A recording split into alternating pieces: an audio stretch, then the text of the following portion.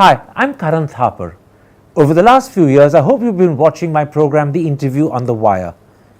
During that period, I've interviewed doctors, politicians, businessmen, scientists, authors, and even the occasional Nobel laureate. For me, it's been exciting. I hope it's been enjoyable for you. But these, as you know, are tough times, and if this program is going to remain bold, independent, and sometimes even defiant, then I think we need your support. At the end of the day, it's a truism, but editorial independence is best defended by the viewers. So if you would like this program to remain the way it is, forthright, outspoken, and interesting, then would you consider supporting us? All you have to do is to click on the description at the bottom. But more than anything else, I hope you will continue to watch the interview. Your viewership means an awful lot to me.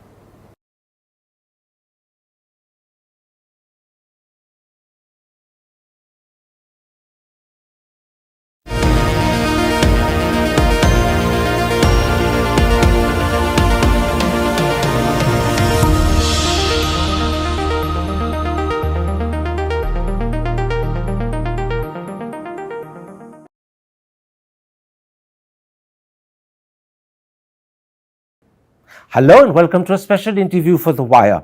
With the violence and killings in Manipur continuing sporadically, the Kukis have stepped up their demand for a separate administration. Joining me now to explain why this is necessary and indeed why it's justified is the General Secretary of the Kuki People's Alliance and a close ally of the BJP government in Manipur, Wilson Lalam Hanshing. Mr. Hanshing, let me first start by asking you about that recent statement signed by all 10 Kuki MLAs, 7 from the BJP, 2 from your own Kuki People's Alliance, demanding a separate administration. As General Secretary of the Kuki People's Alliance, do you endorse this demand? Of course, I do endorse the demand. In fact, I was there, although I was not in the front line, but I was there in the background, the discussion before that. I was with them all the time. I'm very much part of it. And do you believe that a separate administration is essential to solve the problem in Manipur? I think that's the only solution to look ahead now. There's no going back. The only solution? And you're saying there's no going back? It's not possible. Let's then try and understand this solution before we go into details. To begin with, when you talk about a separate administration, do you want a new state for the Kukis? Are you talking about a union territory? Or are you talking about autonomous territorial councils like the Bodos have in Assam? Which of the three? The separation means separation, because for centuries we have been living together. In the last few years, so much hatred has come, and we have literally been kicked out of the valley. And separation is already complete now. The Kukis have left the valley. There's nobody there left now. And all the Meiteis have left the hills. It's demographically separated already, geographically separated. We are living separate now. There's nothing more to separate. It is only the administration has to come now. But when you say separation means separation, what exactly do you have in mind? A separate state or a separate union territory? That is why we are keeping it keeping the options open. It could be a state, it could be a union territory, and also could be certain other mechanisms which separates. What are those certain other mechanisms? Spell those out. Well, during the last assembly, there was a Hill Areas Council bill, which literally separated the administration of the hills from the valley. That was scuttled by the government. I mean, obviously it was the majoritarian government. It was scuttled and it never came up again. Let me try and see if I can get some clarity here. It's widely known that until the present troubles began on the 3rd or 4th of May, the Modi government was talking to various Kuki organizations, and it's widely known that there was more or less agreement on creating autonomous territorial councils both for the Kukis and the Nagas. Now with this fresh demand of a separate administration, is that a closed chapter, or can those talks be revived but with a view to enhancing the autonomy that was intended? I think you're referring to the Sioux talks. The Sioux militants have been in touch with, in talks with the government. There's been a tripartite discussion between the center and the Sioux, and later on the Manipur government also joined in. And the discussion there has been to have an amicable arrangements within Manipur of empowering the district councils or a sixth schedule, or finally they settled down for a territorial council. And it was about what kind of territorial council it was going on. Would that be acceptable today, but with greater autonomy? Now that within the Manipur, that was a talk within the Manipur. Now that they have scuttled it, we have not scuttled it by coming into this violent separation. No, that is out of the question now. How can we go back? So if I understand you correctly, it has to be a solution outside Manipur. A solution within Manipur is unacceptable. It is not unacceptable. It is impossible now. So it has to be outside Manipur. It has to be outside Manipur. It has to be a separation of administration. Which means it has to be either a separate state or a union territory. Union territory or an totally autonomous administration, which is nothing to do with the Imphal government. But the Indian constitution only has two types of union territories, either those with their own legislative assembly or those without, and a state. It has to be one of those three. Well, if it is so rigid that there's only two choices, then it has to be only these two choices. Union territory or a state. Well, if it is so rigid that you can't think of any other mechanism, then these are the two choices we have. It is up to we're throwing it to the government. You can certainly think of another mechanism. I'm not saying you can't, but it would have to be a creative mechanism designed specially for the cookies. Yes, that's what I'm saying. So that would be your preference. Any of these would be, I mean, of course, we would want a separate state, but a separate state for a small group, I don't think it is administratively viable. But a union territory would be possible because Pondicherry has a union territory. Would be possible. So the one thing is clear, I think it's important that I should emphasize this for the audience, that it is impossible for the Kukis to continue to live within Manipur.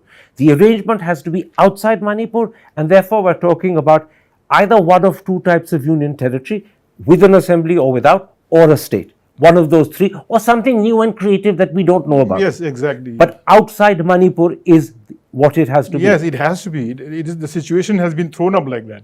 Let me, at this point, quote from that statement signed by all 10 Kuki MLAs. This is what they said in that statement.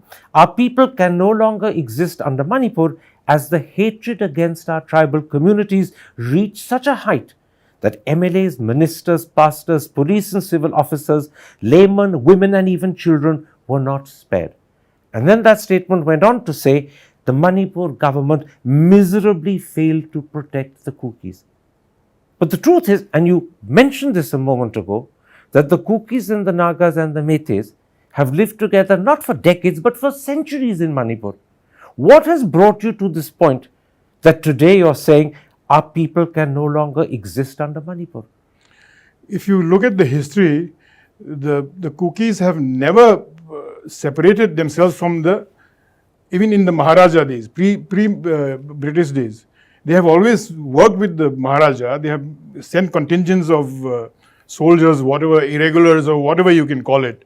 It's there in every British scriptures, the books, the military documents or whatever, it is mentioned there. But then what went wrong? What went wrong in the last 4-5 years, I think. That's when the certain groups have got radicalized. To name them, the Arambai, the Tengol, then you have the Meitei Lipun. These, in the beginning, we thought were just cultural organizations, reviving old Meitei cultures. Beautiful organizations, we thought. But they have been, it looks like they have been systematically and secretly radicalized. Both the Arambai Tengol and the Meitei Lipun are very closely associated with Biren Singh's government. Yes, he is the chief of it. And in fact, the MP, the Sana Jauba, is the chairman of those two organizations. So when you say that the situation changed in the last 4 or 5 years, you're saying it changed under the chief ministership of Biren Singh? Yes, I have been saying it again and again. His speeches show it. I mean, there's nothing to hide. He himself has said it. So you're saying Biren Singh is the cause of the problem? It is. Biren Singh has pushed the Kukis to a point where they say, and I'm quoting, our people can no longer exist under Manipur. Yes. So you have lost faith in Biren Singh. Exactly. But Not me. The people have lost faith. But what about the Kuki People's Alliance? You're still supporting his government. No, we supported them at a time when the government was formed. They were in a majority. We felt that just sitting in the opposition didn't make sense. It would make more sense sitting along with the government, take the floor. What about today? Today, do you support his government? Today, we have not made any declaration yet. But basically, it is a BJP government. We have nothing against the BJP. But the BJP government is headed by Biren Singh, so you have to make up your mind. We are yet to make up our mind.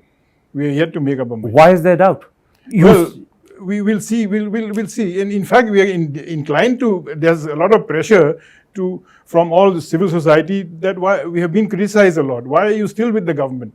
Now, at this point, it doesn't make a difference whether we are with the government. Because he has a majority of his own. Because we are out of Manipur anyway. But the interesting thing is this, you're distinguishing between the BJP, you say you have no problem with the BJP, but you said categorically you've lost faith in Biren Singh. But Biren Singh is the BJP in Manipur. This BJP in Manipur is very different from the BJP in Delhi. The BJP in Delhi is not against the cookies. It is the BJP, the Manipur government is. Well, you say the BJP in Delhi is not against the cookies, but the Home Minister has failed to go to Manipur. He has said in Guwahati that he will go there in another 3-4 days, but he still hasn't gone. He's just next door in Guwahati. Yes. He's chosen to inaugurate a National Forensic Science University. He's laying the stone for that, but he doesn't seem to be concerned about the problem in Manipur. Earlier, he was campaigning in Karnataka and he wasn't concerned. So why do you make this distinction between the BJP in Delhi and the BJP in Manipur? Well, the Home Minister, I just saw his speech just now, which he made yesterday. He's coming to Manipur today. He says not today. He's coming in 2-3 days' time, he said. He hasn't actually said when. Sambit Patra has said he may go there on the 28th, 29th, but that's Sambit Patra. The Home Minister has only said, I will go for 3 days in a few days' time. In a few days' time could become a week. Maybe I heard it wrong. Come back to my point. Why are you distinguishing between Biren Singh, who is the BJP, and the BJP in Delhi?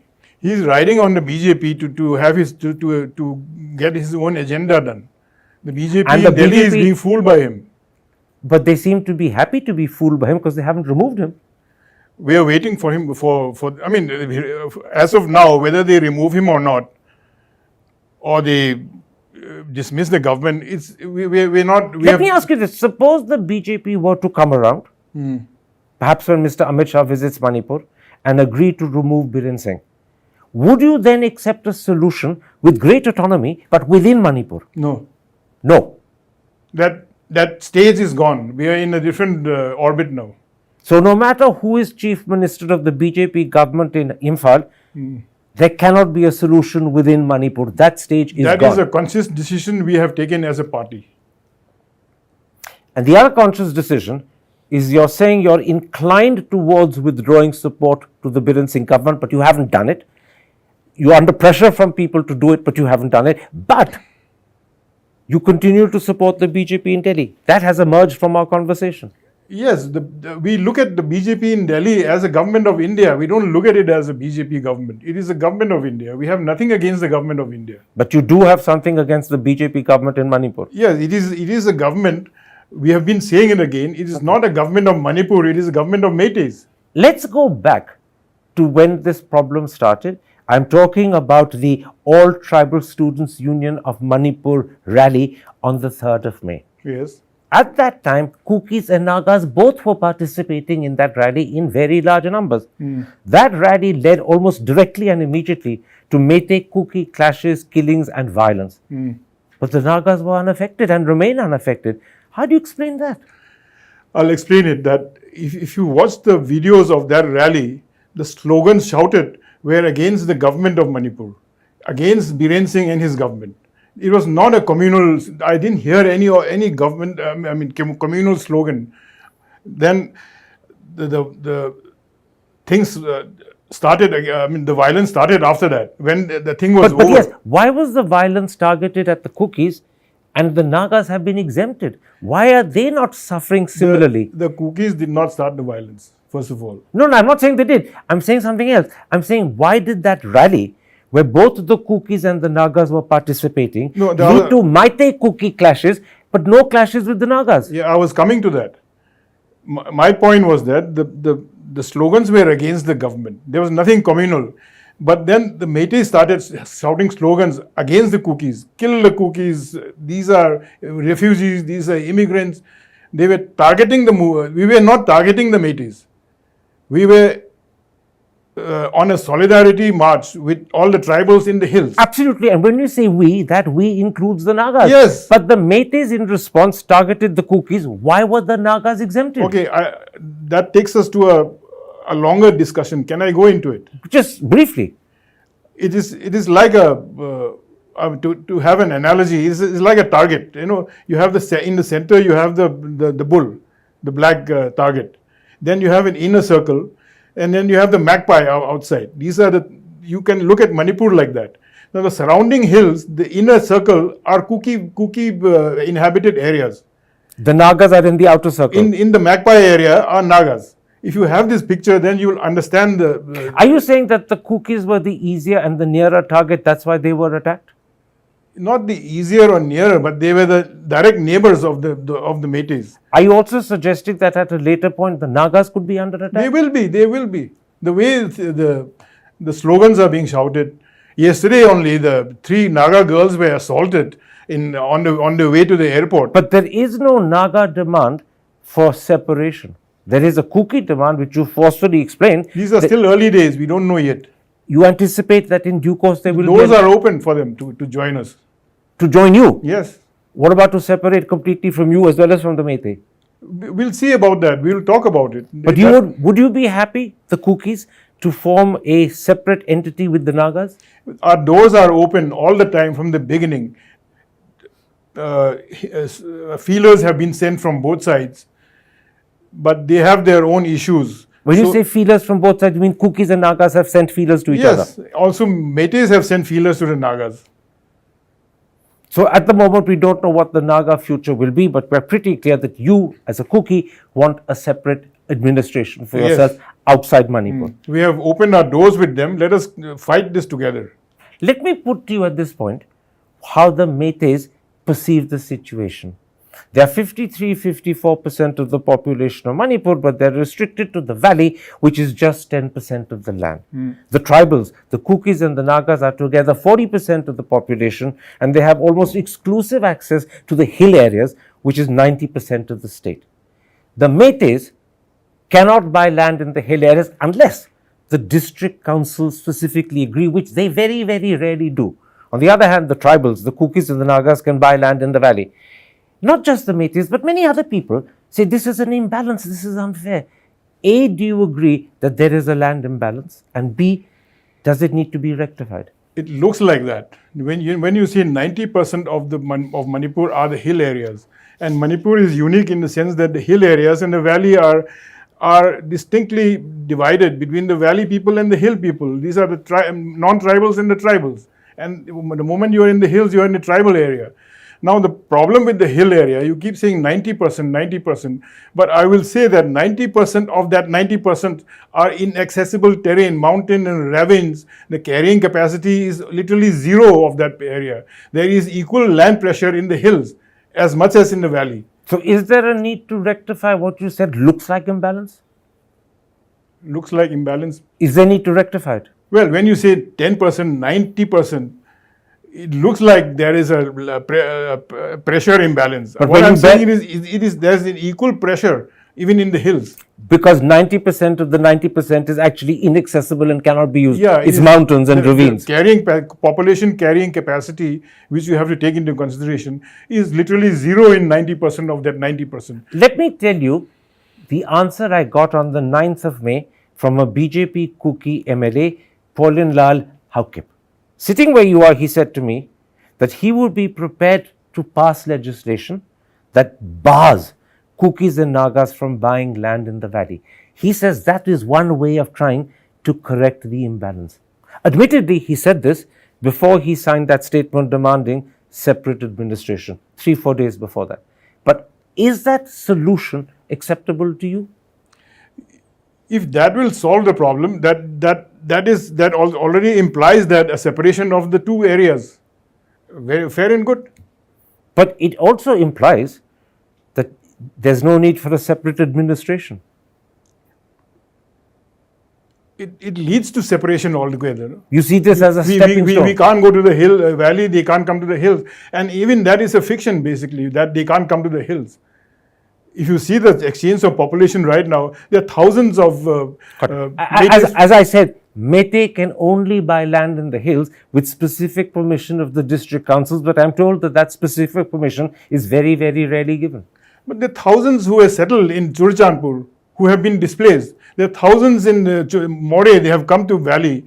There are another thousands who are in the Kamupi district who have come there. And these are all Kuki areas. Kukis have never, it is the Kukis who have accommodated them in the hills. They have been settled there. If I understand what you're saying correctly, Mr. Hanshing, and correct me if I'm wrong, the reason you might be inclined to accept Mr. Paulin Lal Haukip's suggestion that the tribals be barred from buying land in the valley, just as most of the valley is barred from buying land in the hills, is because this would be a stepping stone to separation. It would make the separation you want realistic on the ground. That is a very theoretical thing, because on the ground that is not possible. I mean, the constitution of India will not allow it, because you have a right to settlement everywhere in the country, except there's in tribal protected areas. Okay. I mean, it's just something which you're saying because you're saying it. I mean, it really I'm not saying it. Mr. Haukip was saying it. Well, he's a BJP MLA and he's a Koki. It's a bogey point. Okay. Let me put to you a point made by Pradeep Panjubam, the editor of the Imphal Review of Arts and Politics. He wrote this in the Asian Age on the 22nd, that is 4 days ago. I'm quoting him. The Kukis suffer from a sense of persecution. Because of a peculiar landholding tradition among them, Kuki villages have a tendency to proliferate, often causing friction with their neighbors.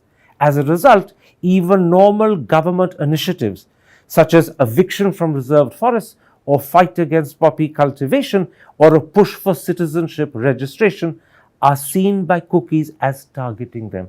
And the point he's making is a simple one. He's saying the Kukis have misunderstood what the Biren Singh government is doing and have wrongly perceived it as persecution. But the facts show something else. This is, I think, in connection with the K. Songzang eviction of the protected forest in Churchandpur. This is all illegal move by the government, because first of all, the protected forest was not really there. It was promulgated by a notification in 1966. Demarcation was done in 1972. After which there was no follow-up action, because after the demarcation of the villages, there was no forest left. So the point that Pradeep Hanjubam is making, that the Kukis have wrongly understood what the Biren Singh government is doing and therefore wrongly perceived it as persecution, you don't agree with that point? It is the other way around. I think the Biren Singh government has misinterpreted the forest provisions and used it to persecute the Kukis. It is the other way around.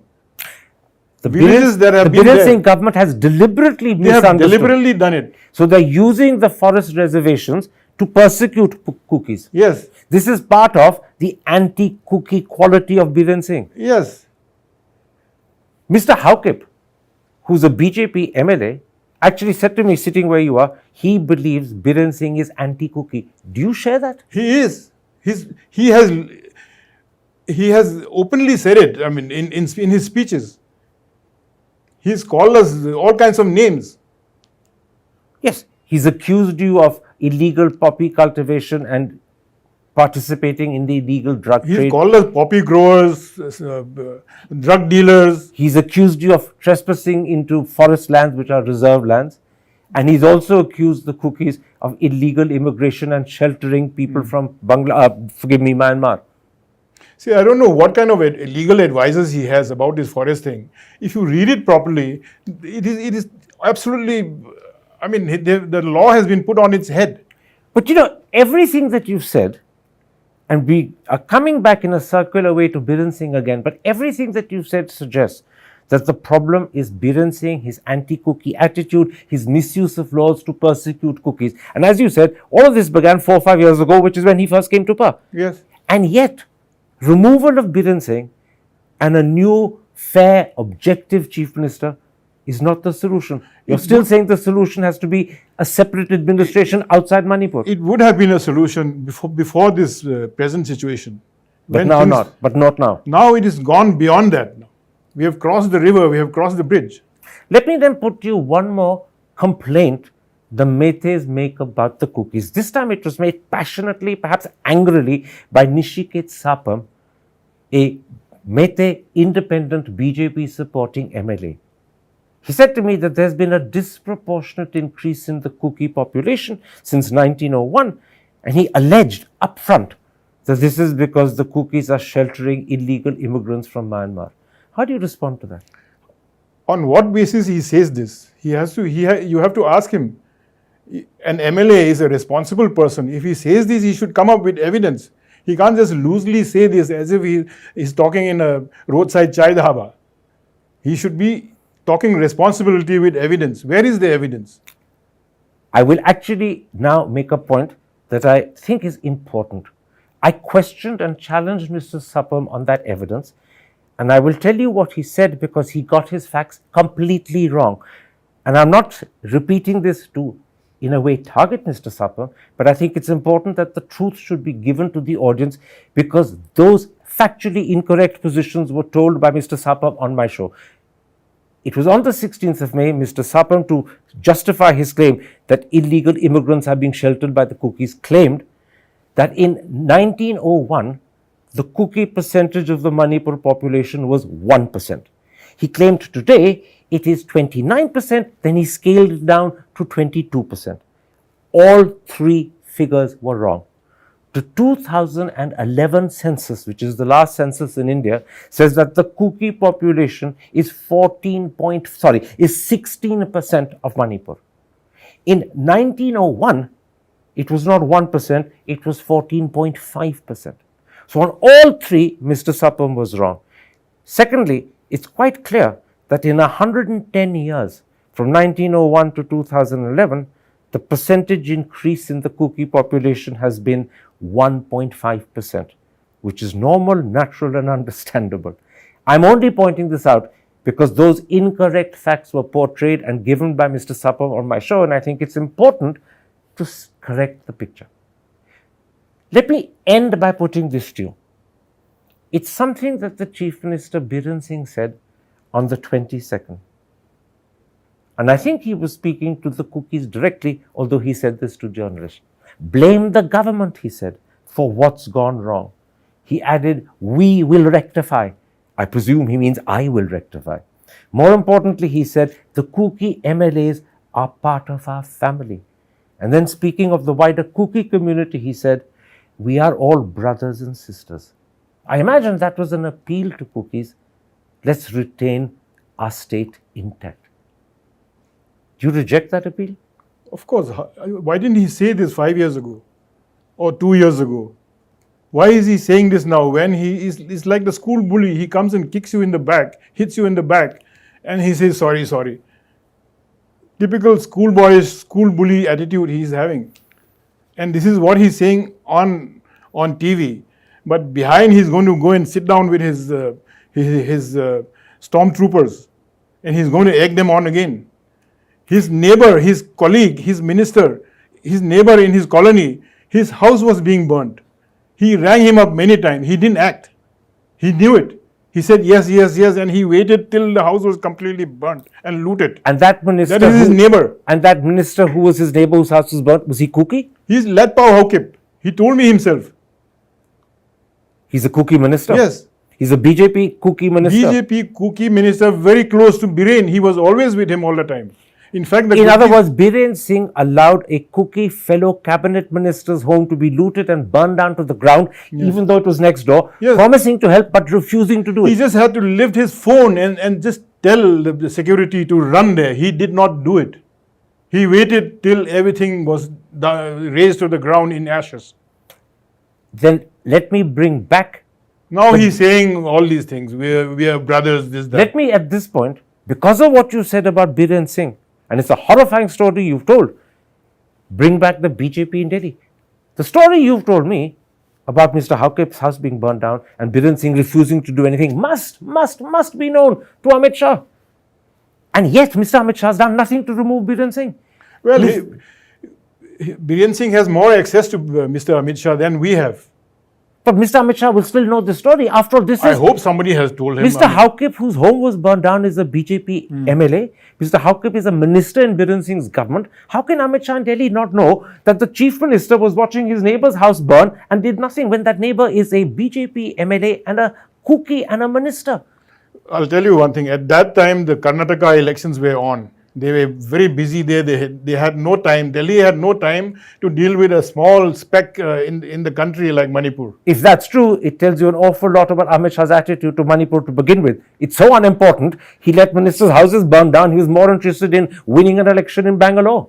It looked like that. The BJP did not have time for Manipur at that time. And now that they have time, they're coming slowly. They're coming now. And they're not coming. They simply said they will come. Who knows when they'll come? I hope they come and they not only visit the Imphal, because if they go to Imphal, there are no cookies there now. Who are they going to talk to in Kukui? Right. Even the ministers, MLAs don't dare to go to Imphal. But there's another bigger problem.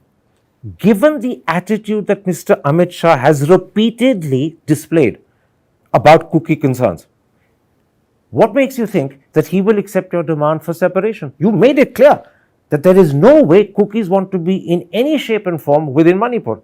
So what makes you think Amit Shah will agree? We have an option which is a long slog for us. There's no way of going back. That option is close to civil war. Well, we can't go back to Imphal. There are wolves, snarling wolves waiting for us. But are you actually saying that if Amit Shah and Narendra Modi refuse to grant a separate state or a separate union territory to the cookies, there is a long civil war you will fight till you obtain it? We have to defend ourselves. What is the other option? We will be herded into the valley to be victims of the snarling wolves all around. But if I understand, our women and children will go there. But if I understand correctly, what you're saying is either give us a separate state or union territory or face up to a constant fight from us. We'll die either ways. We go there, we die, we fight, we die. But you are prepared to we are prepared. to wage war. Yes. We have to defend ourselves. We are not waging war, we are defending ourselves. Comes to the same thing. It's the same thing. Villagers are digging up shotguns. They don't have weapons. I hear in front of me, Mr. Hanshing, the voice of desperation. And I see that your desperate desire to be free of the Maites, to be separate, gives you the strength to say, we will, if need be, fight and wage war, but we will not continue as part of Manipur. No, it can't be. That is over. We have crossed it. So there's a message. Can't go back. There's a clear message here for Amit Shah and Narendra Modi. Do not insist we stay part of Manipur, otherwise there will be greater violence and war. We die either way. What is our option? There is nothing left for us.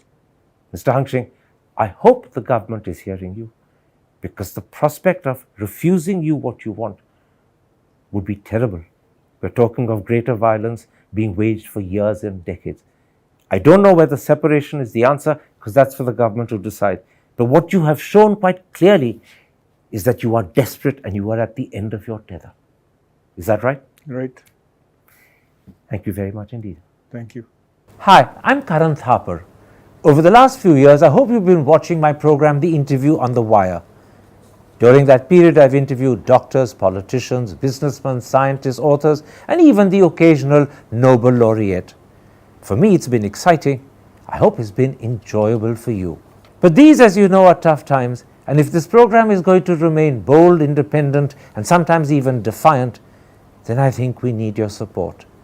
At the end of the day, it's a truism, but editorial independence is best defended by the viewers. So if you would like this program to remain the way it is, forthright, outspoken, and interesting, then would you consider supporting us? All you have to do is to click on the description at the bottom. But more than anything else, I hope you will continue to watch The Interview. Your viewership means an awful lot to me.